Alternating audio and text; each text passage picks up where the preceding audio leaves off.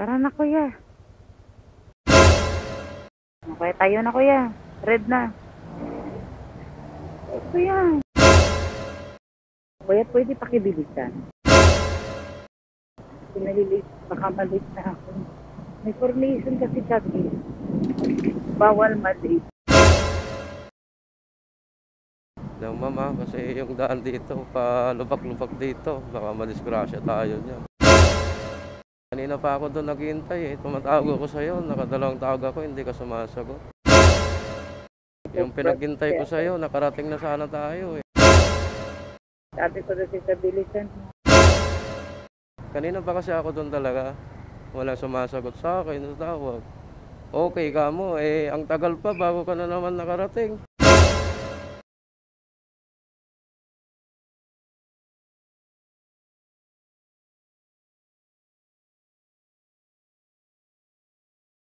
Kala ko hindi ka pa aalis ma'am eh. Nagulat nga ako rito mga boss kasi siya na ang nagbubukas ng box ko. Sige ma'am, banat mo ma'am. Kaya yan, kaya mo yan. Oh.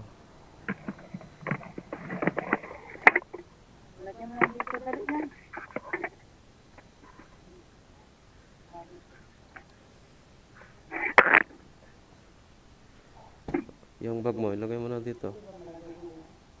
Ay. Mabigat ata yan? Hindi naman.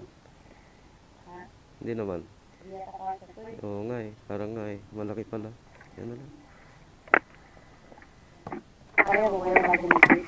Ah. Kaya, sana. Eh, ang tagal mo naman eh. Third floor pa kasi ako eh. Third floor pa.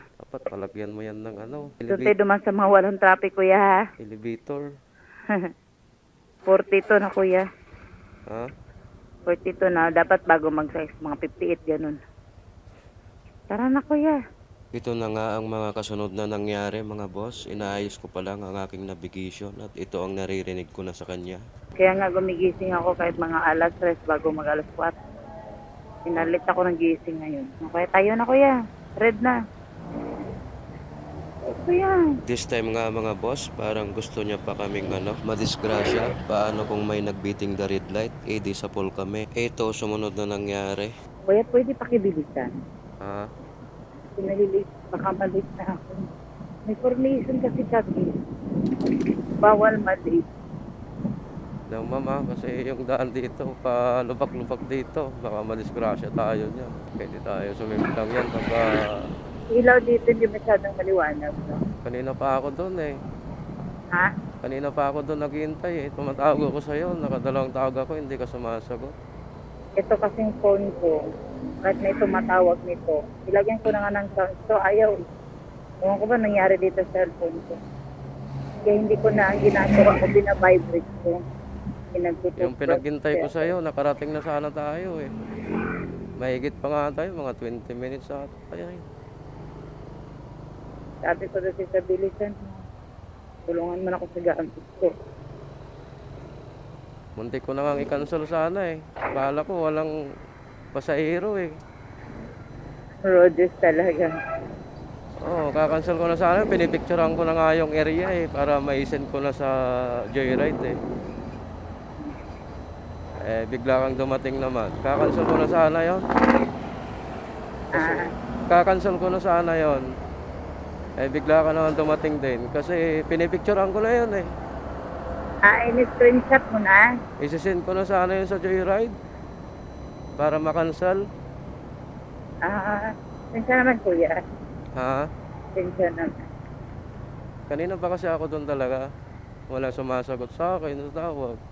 Okay ka mo, eh ang tagal pa bago ka na naman nakarating. Yung nag-okay ka. Kasi nakita ko eh. Kasi... Pero hindi ko nakita yung tawag mo. Pero yung text mo na paglingon ko, may text ka na eh. Nakadalawang dial ako sa'yo. Ay, ganun ba kuya? Pag hindi na sa kanita yung kinakancel niyo? Eh, walang response ng maayos yung customer. Siyempre, natitingga rin kami. Kailangan namin yun i-cancel para makakuha kami ng another booking. Kala ko walang pasahero eh. Talaga, walang pasahero talaga kuya. Parang nakakasawa dati ang Maynila. Gusto ko to dati Maynila. Curious ako dati sa Maynila. Ilang taon na ako dito, parang nakakasawa. Dito na naman kayo, diretso ko yun. Ha?